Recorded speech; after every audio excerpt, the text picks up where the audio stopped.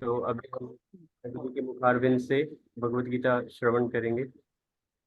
हरे कृष्णा प्रभु जी, आज 3.10 से रीड करेंगे हम। और रीडिंग सेवा ऋचा जी कर रहे हैं।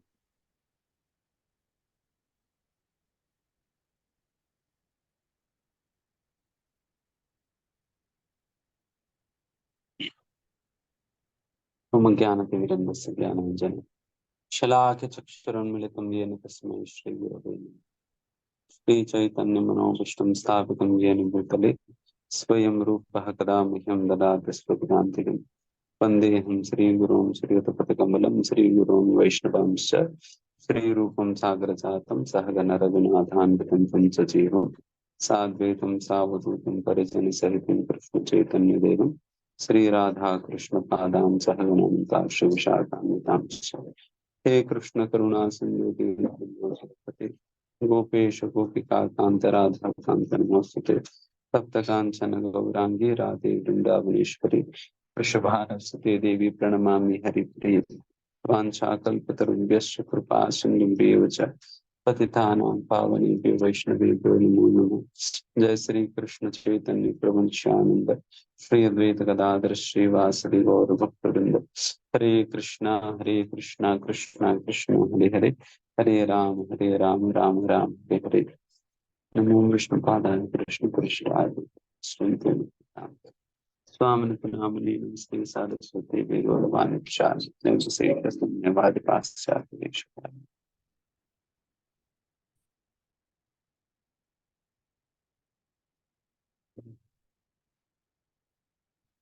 लोग का भी पढ़ना पड़ेगा। हरे कृष्णा प्रभु जी, धन्यवाद प्रणाम।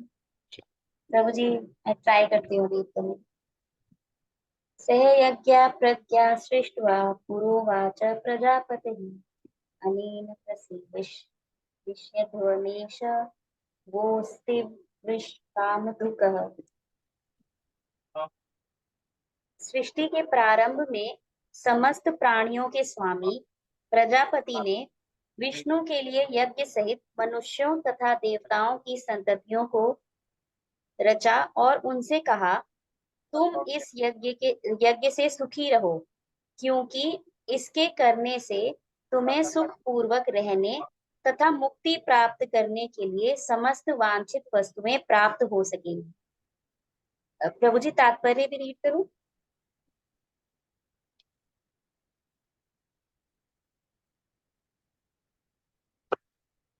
अनुवाद फिर से पढ़ेंगे जी। सृष्टि के प्रारंभ में समस्त प्राणियों के स्वामी प्रजापति ने विष्णु के लिए यज्ञ सहित मनुष्य तथा देवताओं की संततियों को रचा और उनसे कहा, तुम इस यज्ञ से सुखी रहो, क्योंकि इसके करने से तुम्हें सुख पूर्वक रहने तथा मुक्ति प्राप्त करने के लिए समस्त वांछित वस्तुएं प्राप्त हो सकेंगी। तात्पर्य रीड करूं प्रभु जी? नहीं देखिए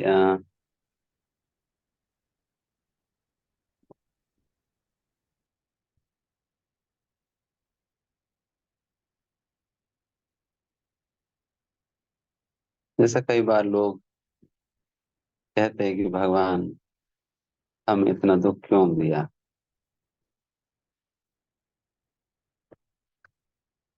आखिर इस सृष्टि को इतना दुखदायी क्यों बनाई। तो इस प्रश्न का समाधान इस श्लोका में मिलता है कि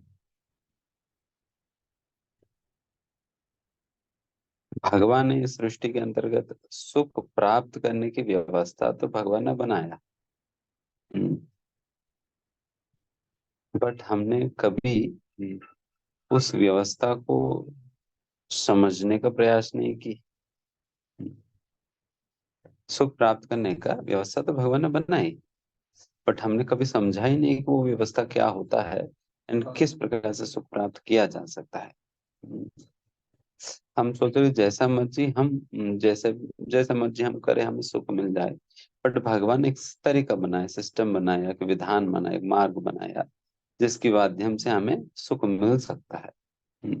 अगर उस मार्ग पर चलकर सुख व्यक्ति प्राप्त नहीं कर पाता है, तो गलती भगवान का थोड़ी हुई फिर। भगवान अपनी ओर से तो तरीका दे दिया, तो उस तरीका के अनुसार अगर व्यक्ति ना चले, देन फिर दुख मिले, देन फिर उसकी गलती तो भगवान का थोड़ी हुई। क्योंकि जनरली जब दुख मिलता है व्यक्ति को, देन फिर भगवान को ब्लेम करने लगता है। तो यहाँ पर हमें समझना होगा कि भगवान ने सुख पूर्वक इस सृष्टि में रहने की व्यवस्था भगवान ने बनाई यज्ञ के माध्यम से। इस यज्ञ की फायदा उठाते हुए जब हम अपना अ, उस मार्ग को अपनाएंगे, then फिर जरूर जिस प्रकार के सुख की प्रॉमिस भगवान यहाँ पर करे उस प्रकार के सुख मिलेगा। बट अगर कोई व्यक्ति इस मार्ग पर नहीं चले तो दुख मिलेगा ही। तो इसलिए कभी ये नहीं सोचना है कि भगवान ने भगवान के कारण दुख है करके। भगवान ने सुखी बनाने का ही इंटेंशन के साथ भगवान ने उसकी व्यवस्था बनाया हुआ है।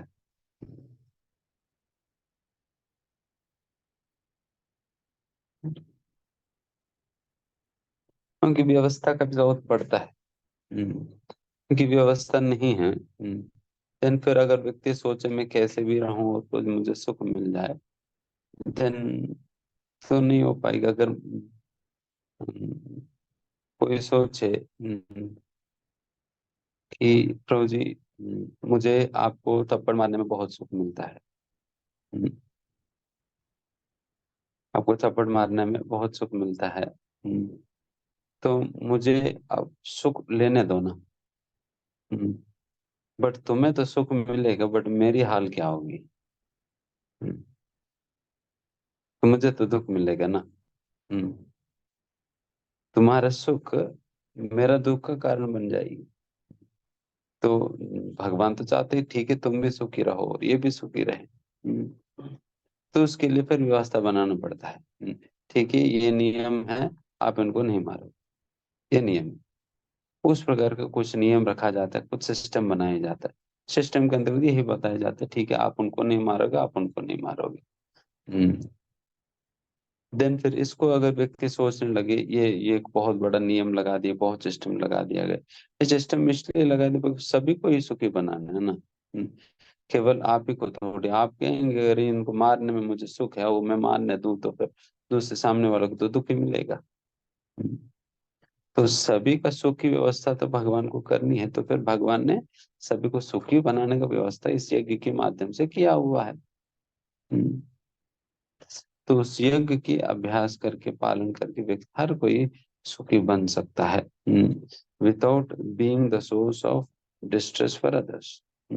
अन्यों के लिए दुख का कारण बने बिना हम अपना सुख उठा सकते हैं जब यज्ञ को अपनाएं तो इस प्रकार से भगवान ने विधान बनाया हुआ है। एंड वो भी कब बनाया भगवान ने? इस सृष्टि में प्रजा की सृष्टि के साथ साथ भगवान ने इस यज्ञ को भी बनाया। तो इस प्रकार की व्यवस्था भगवान ने बनाया रखा है। It is only up to us to take advantage. And Prabhupada ji भी तात्पर्य में डिस्कस करते ही है। एंड यहाँ पर कौन सा यज्ञ आज के समय पर हमें करना होता है या करनी चाहिए, खास करके कलयुग में, यज्ञ संकीर्तन प्राय जंती सुमेध सा, संकीर्तन यज्ञ की अभ्यास करनी चाहिए। एंड संकीर्तन यज्ञ का अभ्यास करनी चाहिए बिकॉज ये संकीर्तन यज्ञ ही यज्ञानाम जप यज्ञोस्मि।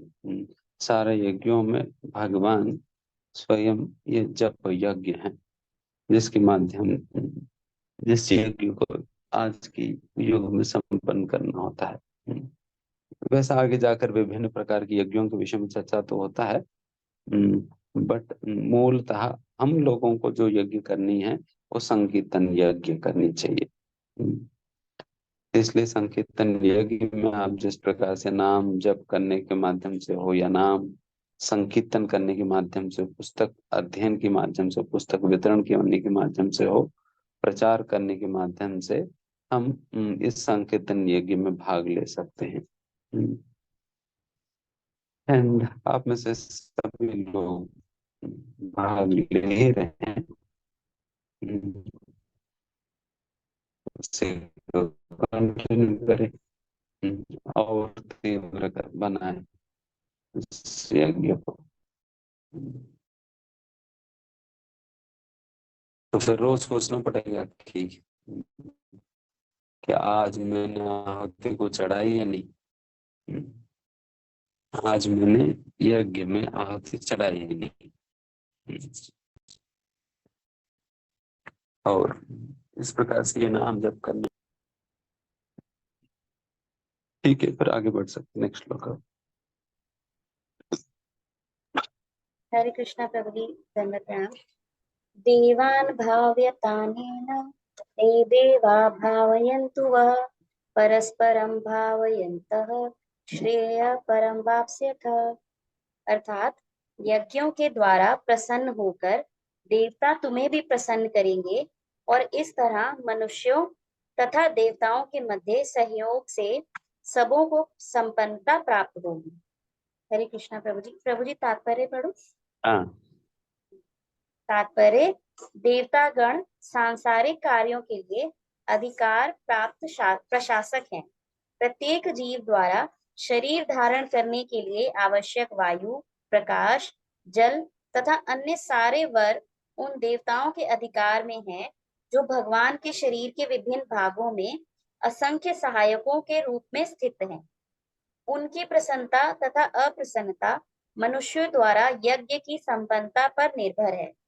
कुछ यज्ञ किन्हीं विशेष देवताओं को प्रसन्न करने के लिए होते हैं, किंतु तो भी सारे यज्ञों में भगवान विष्णु को प्रमुख भोक्ता की भांति पूजा जाता है। भगवत गीता में ये भी कहा गया है कि भगवान कृष्ण स्वयं सभी प्रकार के यज्ञों के भोक्ता हैं। भोक्ताराम यज्ञ तप साम। अतः समस्त यज्ञों का मुख्य प्रयोजन यज्ञपति को प्रसन्न करना है। जब ये यज्ञ सुचारू रूप से संपन्न किए जाते हैं तो विभिन्न विभागों के अधिकारी देवता प्रसन्न होते हैं और प्राकृतिक पदार्थों का अभाव नहीं रहता। यज्ञों को संपन्न करने से अन्य लाभ भी होते हैं, जिनसे अंततः भव बंधन से मुक्ति मिल जाती है। यज्ञ से सारे कर्म पवित्र हो जाते हैं, जैसा कि वेद वचन है, आहार शुद्धो सत्व शुद्धि, सत्व शुद्धो ध्रुवा स्मृति, स्मृति लंबे सर्व ग्रंथीनाम विप्र मोक्षः। यज्ञ से मनुष्य के खाद्य पदार्थ शुद्ध होते हैं और शुद्ध भोजन करने से मनुष्य जीवन शुद्ध हो जाता है।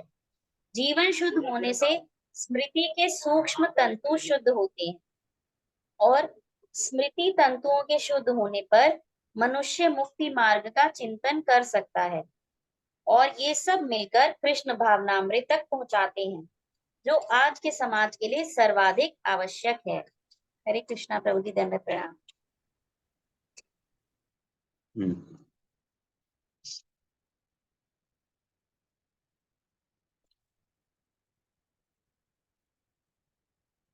जैसा इस श्लोका के तात्पर्य में प्रभुपाद जी बता रहे हैं, सारे देवताएं भगवान की विभिन्न शरीर के अंग माना जाता है।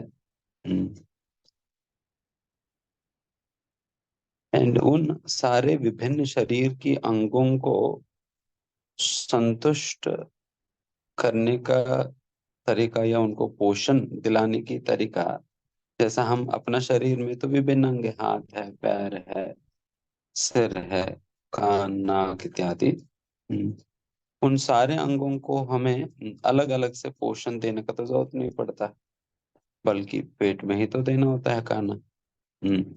पेट में खाना देने पे सारे अंगों को पोषण मिल जाता है।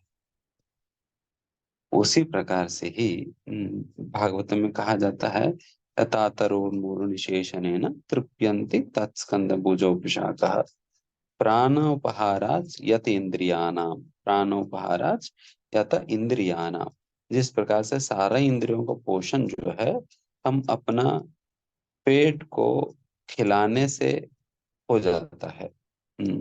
हम आहार तो पेट को ही खिलाएंगे। और खिलाने पे सारे अंगों का पोषण हो जाता है। उसी प्रकार से सर्वाहरणम अच्युत तथैव सर्वाहरणम अच्युतेज, उसी प्रकार से अगर अच्युत की पूजा करने पे सारा देवी देवताओं को पोषण हो जाता है, पोषण मिल जाता है, क्या उनको उनको संतुष्ट कर सकेंगे। तो उस प्रकार से यहाँ पर जैसे प्रभुपाद समझा रहे, सारा विभिन्न देवी देवताएं भगवान के शरीर की विभिन्न अंग है। तो फिर एंड भगवान की जो बहिरंगा शक्ति के अंतर्गत विविध विभिन्न डिपार्टमेंट्स को ये लोग होल्ड करते हैं, ये विभिन्न देवी देवताएं। एंड फिर वो अपनी डिपार्टमेंट का रिसोर्सेस को तभी रिलीज करते हैं जब वो लोग संतुष्ट है। तो उस प्रकार से जब हम कोई यज्ञ उनको प्रसन्न करने के लिए करते हैं, एंड उस यज्ञ से वो पर्टिकुलर देवी देवता जब प्रसन्न हो जाते हैं, देन फिर वो उनकी डिपार्टमेंट के अंतर्गत जो रिसोर्सेज है उसको रिलीज कर देते हैं। उसको रिलीज कर देते हैं। जैसा कि जो गोवर्धन लीला में हम सुनते हैं ना, वहां पर नंद महाराज सभी लोग तैयारी कर रहे थे इंद्र की पूजा करके इंद्र को संतुष्ट करने का। बिकॉज इंद्र को संतुष्ट करेंगे तो बारिश होगा, बारिश होगा तो घास उगेगा, घास और अनाज मिलेगा, और फिर घास होगा तो फिर गाय घास खाकर दूध दे सकेगी और उनकी जीवन चल पाएगी उससे। तो इसलिए फिर वो इंद्र को संतुष्ट करना चाह रहे थे। इंद्र को संतुष्ट करना चाह रहे थे, और यहाँ उनके लिए यज्ञ करके उसी प्रकार से विभिन्न प्रकार की यज्ञ है, विभिन्न प्रकार के देवी देवताओं को संतुष्ट करने के लिए। जिस देवी देवताओं को भी संतुष्ट करना होगा, संतुष्ट करना चाहते हो, उस देवी देवता के संबंधित यज्ञ जो शास्त्र में सूचित की गई है, तो वो यज्ञ करके उस देवी देवता को संतुष्ट करेंगे तो वो रिसोर्स रिलीज करेंगे। जैसा कि हम पहले शायद एक श्लोक के तात्पर्य में हम लोगों ने पढ़ा ना, अगर किसी को सुंदर पत्नी चाहिए तो सती का पूजा करनी चाहिए, जो शिव जी की पत्नी है, पार्वती मैया का पूजा करनी चाहिए। और किसी को संपत्ति चाहिए तो शिव जी का पूजा करनी चाहिए। और किसी को इस प्रकार से मतलब किसी को स्वास्थ्य की जरूरत है तो फिर सूर्य भगवान की पूजा करनी चाहिए। तो इस प्रकार से वो सारा रिसोर्सेस उनके पास है, वो रिलीज करेंगे जैसा वो संतुष्ट होंगे। बट इन सारे देवी देवताओं को एक ही बार में संतुष्ट करने का क्या तरीका है? कृष्ण की पूजा करना। तब हम सारे देवी देवताओं को एक ही बार में संतुष्ट कर पाएंगे। देन फिर कहेंगे कि प्रभु जी फिर सारे रिसोर्सेस हमें मिल जाना चाहिए फिर। सारे रिसोर्सेस रिलीज होकर फिर हमें मिल जाना चाहिए फिर। तो फिर भक्तों को इतने कष्ट क्यों मिलता है फिर? अगर सारे देवी देवता संतुष्ट होकर अपने अपने रिसोर्सेस को रिलीज करने लगे, देन हमें तो सब कुछ भरपूर मात्रा में मिल जाना चाहिए।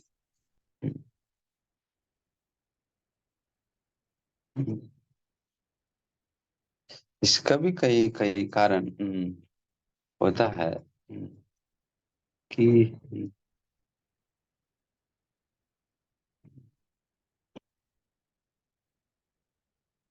अगर सब कुछ ही भगवान आपके लिए यही व्यवस्था कर दे, अब भगवतम जाने की तैयारी तो नहीं करेंगे। तो फिर यहाँ कहेंगे फिर भगवान बस यही बोरी बिस्तर रहने दो, हम यही सेटल हो जाएंगे। तो भगवान तो ये तो नहीं चाहते। भगवान चाहते हैं वापस आए। हम्म, वापस आए तो फिर सब कुछ यही दे दे तो फिर आप आ जाएंगे ही नहीं। एंड फिर भक्ति वक्ति सारा लूज हो जाएगी। बिकॉज कोई समस्या नहीं है। आज मैं सोच रहा था कि जैसा कि मान लीजिए कोई सड़क है, बिल्कुल फ्री वे है। फ्री वे मतलब ना कोई स्पीड ब्रेकर है, ना कोई रेड लाइट है, ना कोई यू टर्न है, ना कोई टोल है, कुछ भी नहीं है। बस एक्सीलेटर दबाते जाओ एंड फिर गाड़ी चलता जाएगी। अगर इस प्रकार से अगर रहेगा, देन क्या होगा, थोड़ी देर में नींद आएगी। हम्म, थोड़ी देर में नींद आएगी, और नींद आएगी तो फिर एक्सीडेंट होगा। एक्सीडेंट होगा, जो कि नहीं चाहते हम लोग भी, भगवान भी नहीं चाहते। तो इसलिए बीच बीच में कुछ स्पीड ब्रेकर देना भी अनिवार्य पड़ता है। स्पीड ब्रेकर देना भी अनिवार्य पड़ता है, नहीं तो फिर हम्म, खुलेआम व्यक्ति जैसा मर्जी चलाएगा, then फिर तब तो ज्यादा दिक्कत होगा। तो इस प्रकार की चीजों की इस प्रकार चीजों को ध्यान में रखते हुए भगवान सब कुछ ही नहीं देते। हम्म, सब कुछ ही नहीं देते।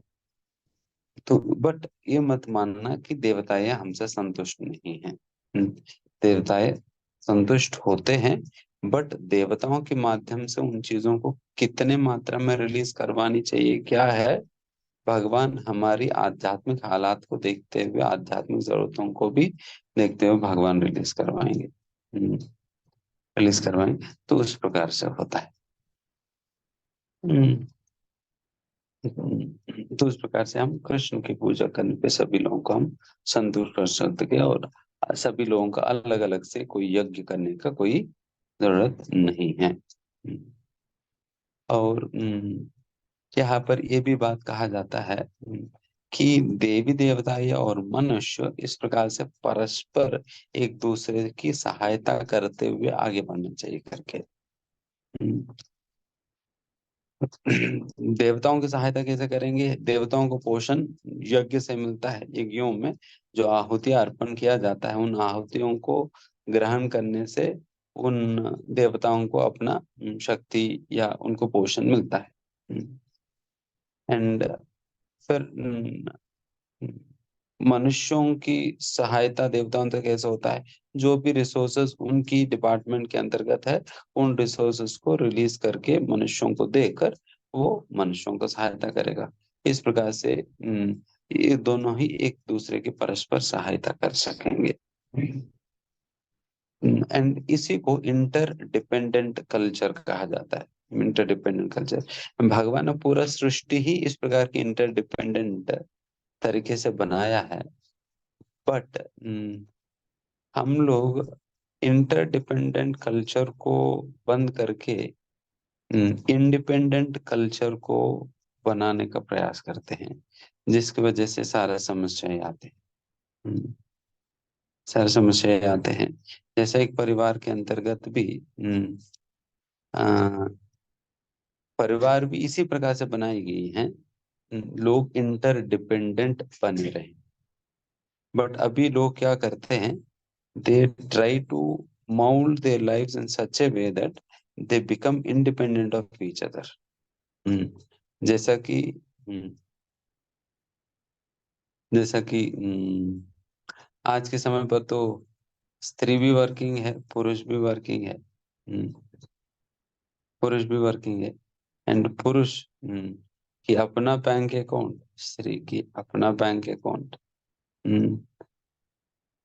दोनों की अपना अपना बैंक अकाउंट है। और पुरुष को स्त्री को लगता है कि इनकी क्या ही जरूरत है, इनके बिना भी तो मैं अपना कमाई तो कर ही रहा हूँ। क्या जरूरत है इनकी। हम्म, थोड़ा बहुत झगड़ा होने पे फिर ऐसा लगने लगता है इनकी क्या जरूरत है, बेकार में इनके साथ में झगड़ा करता रहूं और डांट सुनता क्यों रहूं, छोड़ दे। तो ऐसा लगने लगता है।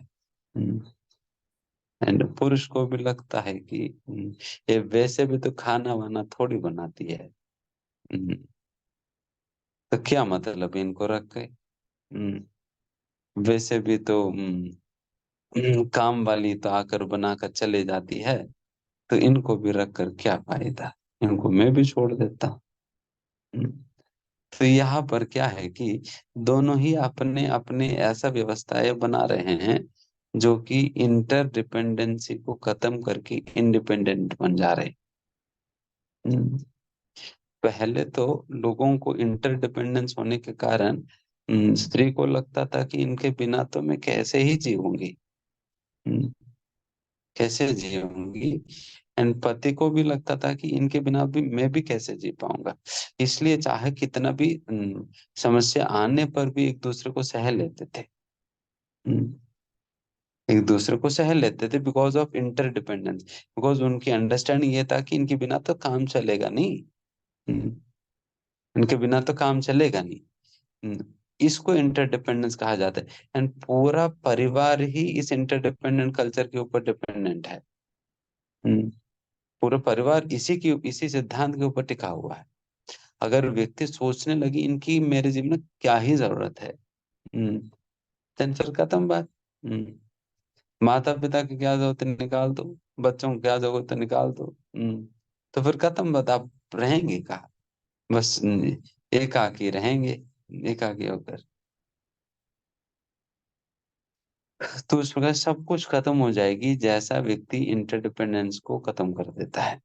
हम्म, तभी भगवान ने यहाँ तक भी हमारा इंटरडिपेंडेंस को देवी देवताओं के साथ भी जोड़ दिया, और देवी देवताओं को हमसे जोड़ दिया। हम्म, देवी देवताओं को हमसे जोड़ दिया, हमें देवी देवताओं को जोड़ दिया, सारे इंटरलिंक कर दिए भगवान ने। ताकि सभी जुड़े रहें। देखिए मतलब आप चाहे जितना भी प्रयास कर लो ना, इंडिपेंडेंट हो ही नहीं सकते हैं। इंडिपेंडेंट कैसे हो जाएंगे? इस सृष्टि में एक ही व्यक्ति इंडिपेंडेंट है, वो कृष्ण है बस, जो कि किसी के ऊपर निर्भर नहीं है। इसलिए कृष्ण को अभिज्ञ स्वराट कहा जाता है। स्वराट मतलब कंप्लीटली इंडिपेंडेंट, पूर्ण रूप से स्वतंत्र है। बाकी सभी एक दूसरे के ऊपर निर्भर है। बट इसको हम भूल जाते हैं, जिसके कारण पारिवारिक संबंध जो है वो बहुत ही कमजोर होने लग जाता है। पारिवारिक संबंध बहुत कमजोर होने लग जाता है जब व्यक्ति एक दूसरे की जरूरत को नहीं समझता है। हम्म, है ना?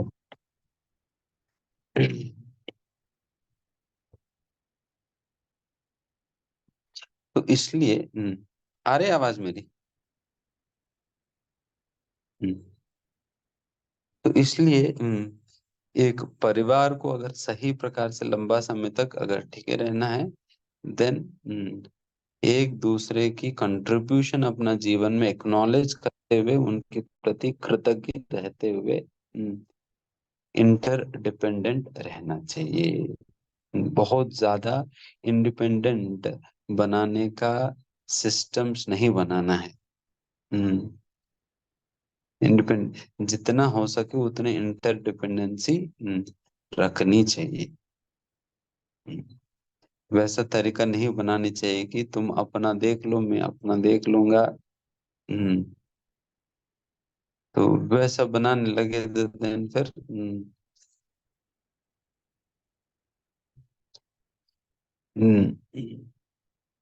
वैसे बनाने लगे तो then फिर एक दूसरे की जरूरत लोग भूल जाएंगे। And भूल गया तो then फिर छोटे छोटे बातों पे ही लोग अलग हो जाते हैं।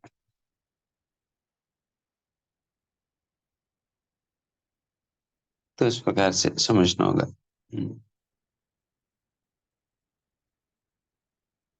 एंड ठीक है, आगे बढ़ते हैं नेक्स्ट श्लोक। हरे कृष्णा प्रभु। इष्टान् भोगान् हि वो देवा दास्यन्ते यज्ञभावितः तैर्दत्तान् प्रदायभ्यो यो भुक्तेस्तेन एव सः। अर्थात जीवन की विभिन्न आवश्यकताओं की पूर्ति करने वाले विभिन्न देवता यज्ञ संपन्न होने पर प्रसन्न होकर तुम्हारी सारी आवश्यकताओं की पूर्ति करेंगे, किंतु जो इन उपहारों को देवताओं को अर्पित किए बिना भोगता है वह निश्चित रूप से चोर है। प्रभु जी तात्पर्य पढ़ूं? हाँ, देवतागण भगवान विष्णु द्वारा भोग सामग्री प्रदान करने के लिए अधिकृत किए गए हैं, अतः नियत यज्ञों द्वारा उन्हें अवश्य संतुष्ट करना चाहिए। वेदों में विभिन्न देवताओं के लिए भिन्न भिन्न प्रकार के यज्ञों की संस्तुति है, किंतु वे सब अंततः भगवान को ही अर्पित किए जाते हैं। किंतु जो ये नहीं समझ सकता कि भगवान क्या है, उसके लिए देव यज्ञ का विधान है। अनुष्ठानकर्ता के भौतिक गुणों के अनुसार वेदों में विभिन्न प्रकार के यज्ञों का विधान है। विभिन्न देवताओं की पूजा भी उसी आधार पर अर्थात गुणों के अनुसार की जाती है। उदाहरणार्थ, मांसाहारियों के लिए देवी काली की पूजा करने के लिए कहा जाता है, जो भौतिक प्रकृति की घोर रूपा है और देवी के समक्ष पशु बलि का आदेश है। किंतु जो सतोगुणी है, उनके लिए विष्णु की दिव्य पूजा बताई जाती है। अंततः समस्त यज्ञों का ध्येय उत्तरोत्तर दिव्य पद प्राप्त करना है। सामान्य व्यक्तियों के लिए कम से कम 5 यज्ञ आवश्यक हैं, जिन्हें पंच महायज्ञ कहते हैं। किंतु मनुष्य को यह जानना चाहिए कि जीवन की सारी आवश्यकताएं भगवान के देवता प्रतिनिधियों द्वारा ही पूरी की जाती है। कोई कुछ बना नहीं सकता। उदाहरणार्थ, मानव समाज के भोज्य पदार्थों को लें। इन भोज्य पदार्थों में शाकाहारियों के लिए अन्न, फल, शाक, दूध, चीनी आदि हैं, तथा मांसाहारियों के लिए मांस आदि, जिनमें से कोई भी पदार्थ मनुष्य नहीं बना सकता।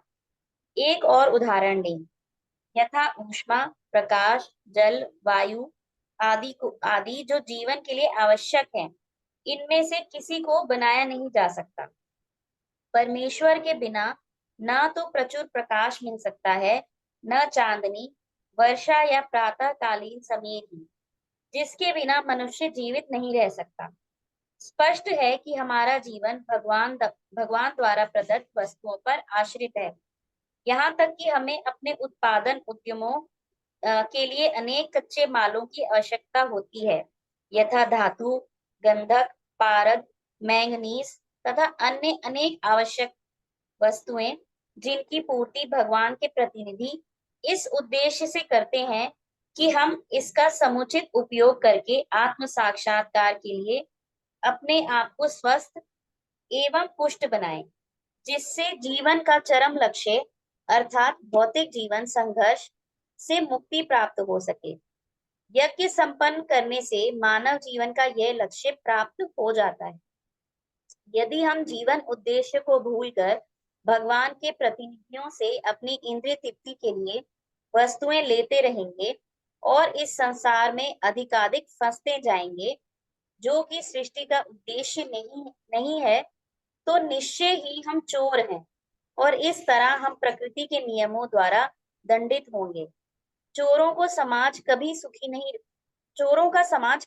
नहीं रह सकता, क्योंकि उनका कोई जीवन लक्ष्य नहीं होता। भौतिकतावादी चोरों का कभी कोई जीवन लक्ष्य नहीं होता। उन्हें तो केवल इंद्रिय तृप्ति की चिंता रहती है। वे नहीं जानते कि यज्ञ किस तरह किए जाते हैं, किंतु चैतन्य महाप्रभु ने यज्ञ संपन्न करने की सरलतम विधि का प्रवर्तन किया। यह है संकीर्तन यज्ञ, जो संसार के किसी भी व्यक्ति द्वारा जो कृष्ण भावनामृत के सिद्धांतों को अंगीकार करता है, संपन्न किया जा सकता है। हरे कृष्णा प्रभु जी, दंडवत प्रणाम।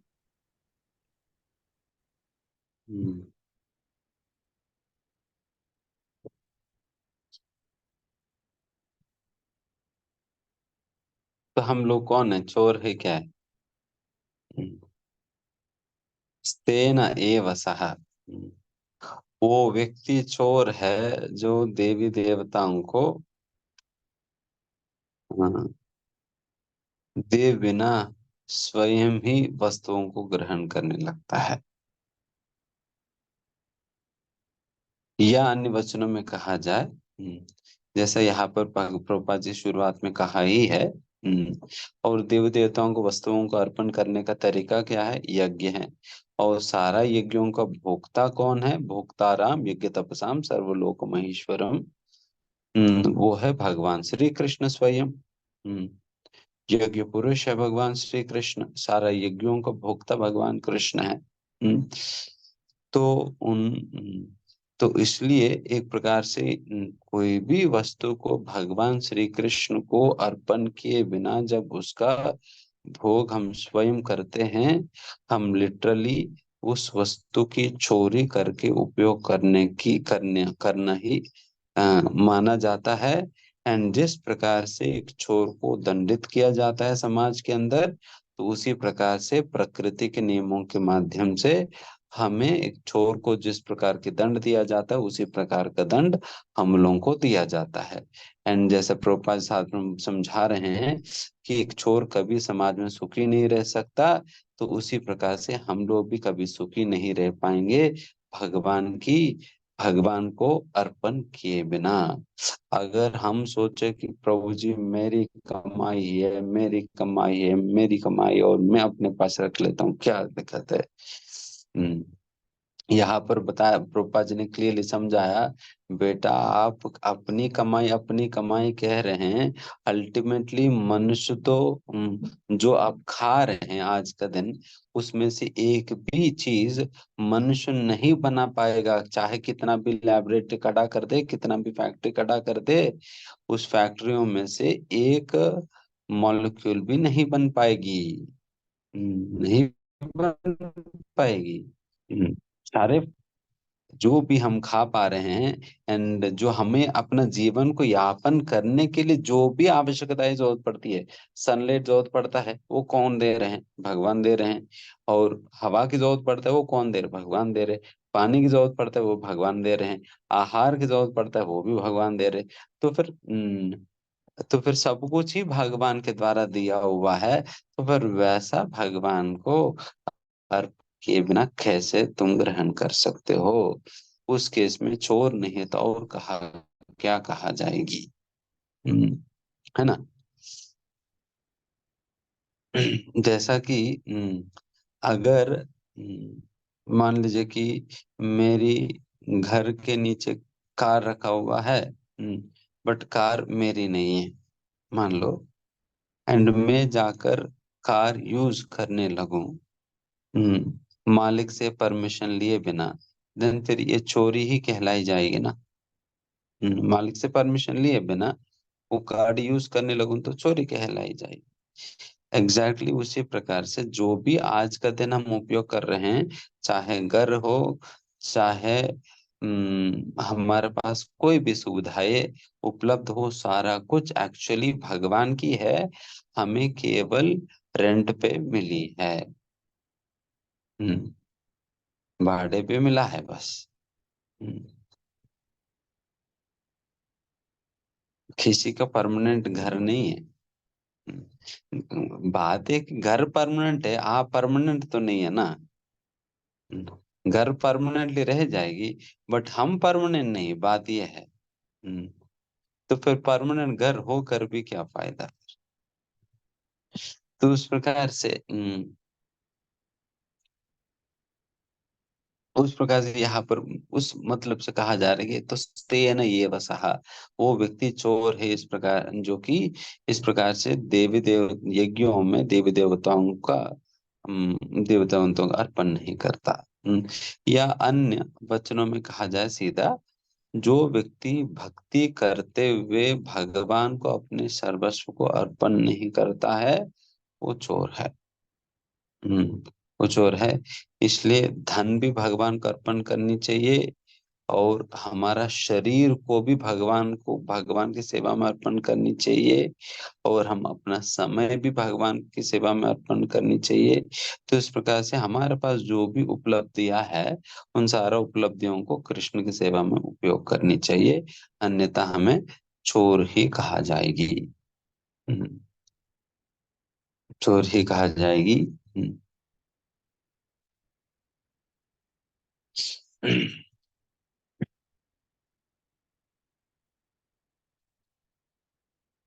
इसलिए इस बात की ध्यान याद दिलाते हुए, जब हमें दीक्षा मिलता है, हमें टाइटल दिया जाता है दास या दासी। का टाइटल दिया जाता है। ये याद दिलाने के लिए बेटा तुम तो दास हो, दास हो, सेवक है। तो फिर मालिक भी तो कोई ना कोई होगा। तो मालिक कौन है? कृष्ण है। और तो हम जहां पर भी रह रहे हैं ये सर्वेंट क्वार्टर्स है। क्या है? सर्वेंट क्वार्टर्स है। सर्वेंट क्वार्टर्स किनका होता है?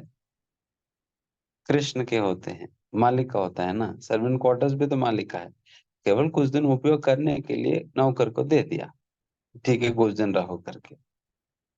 उस प्रकार से जो भी जिस घर में भी हम रह रहे हैं वो सारा सर्वेंट क्वार्टर्स है। हम्म, जो भी संपत्ति सब कुछ ही मालिक का ही होता है, सेवक का नौकर का कुछ नहीं होता।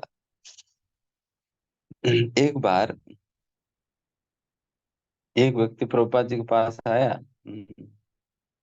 फिर प्रभुपाद जी से कहा, प्रभुपाद जी दीक्षा के समय आपने जो नाम दिया मैं भूल गया। ऐसे भी लोग होते हैं।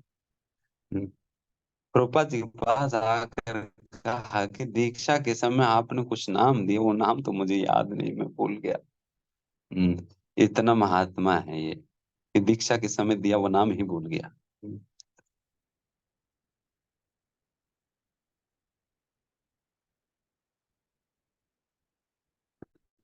देन प्रभुपाद जी ने कहा कि कोई बात नहीं, आप एक बात बताओ कि आपकी नाम की बिल्कुल आगे क्या था?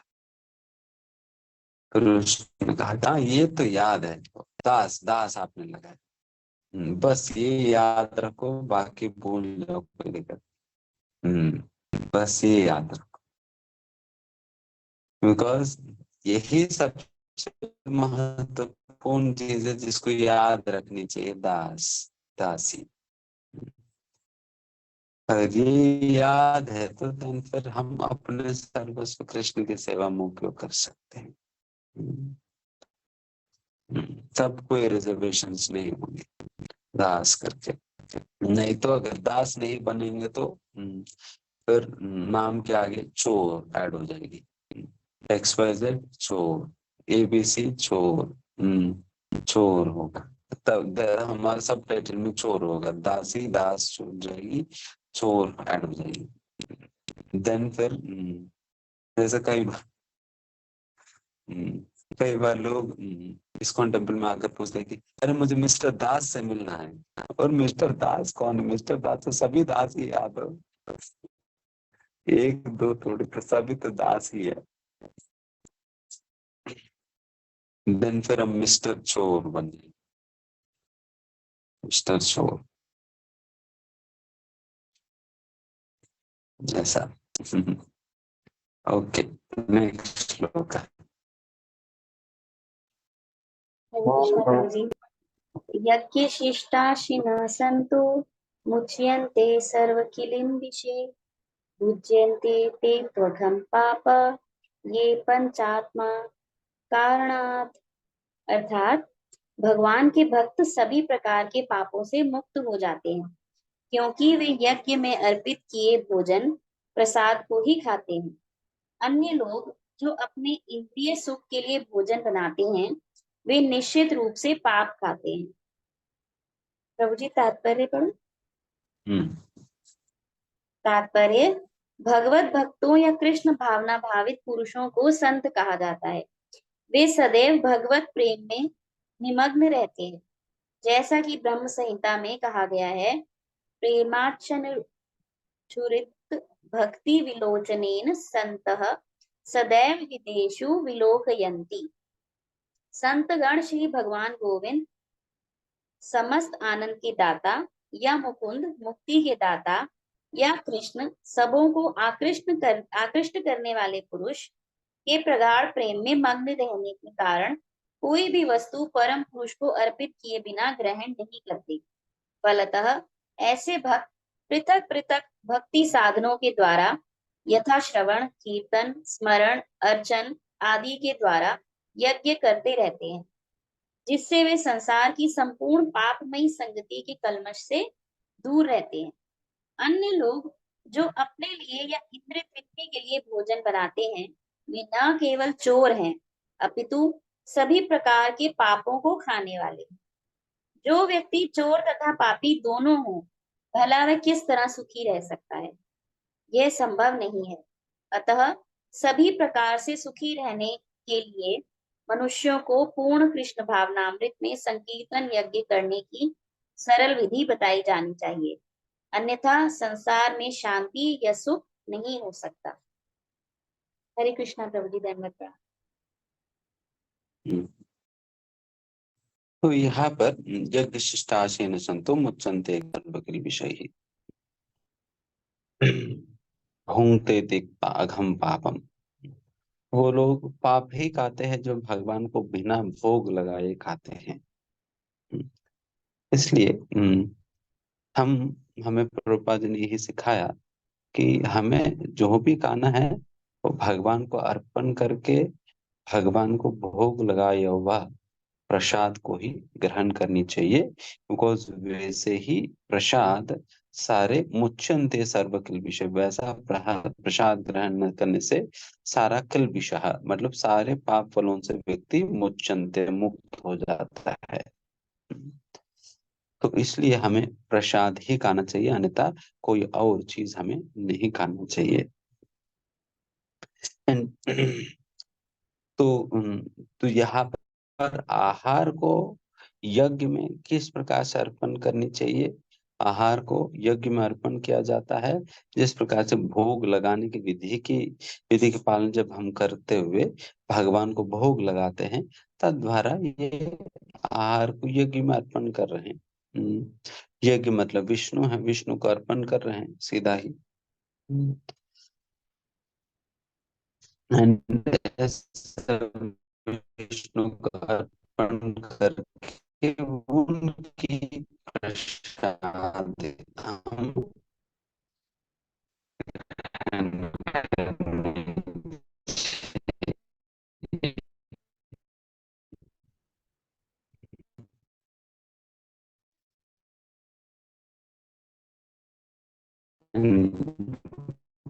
सब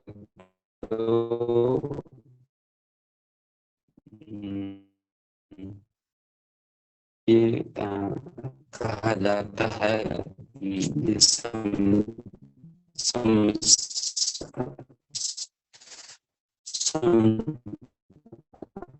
हम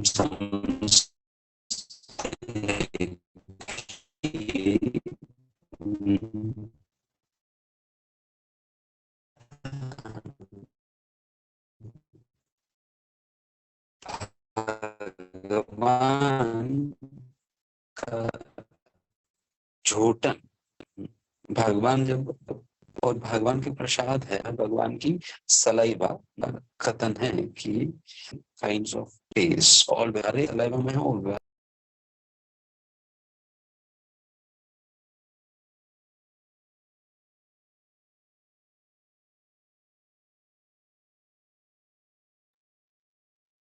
हरे कृष्णा। प्रभु जी के यहाँ नेटवर्क इशू होने की वजह से शायद डिस्कनेक्ट हो गया है। आप सब साथ में बने रहिए, अभी प्रभु जी तुरंत ज्वाइन कर रहे हैं।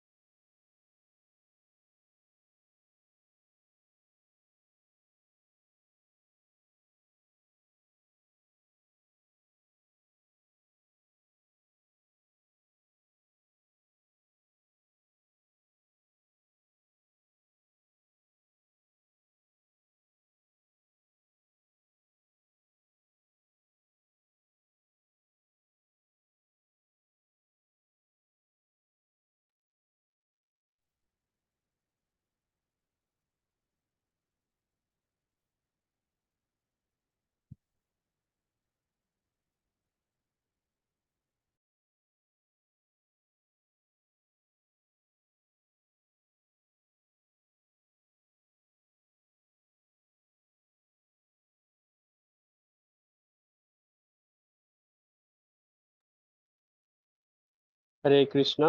जब तक प्रभु जी रीजॉइन कर रहे हैं हम लोग अपने नोट्स को रिविजिट कर सकते हैं जो प्रभु जी ने अभी बताया है।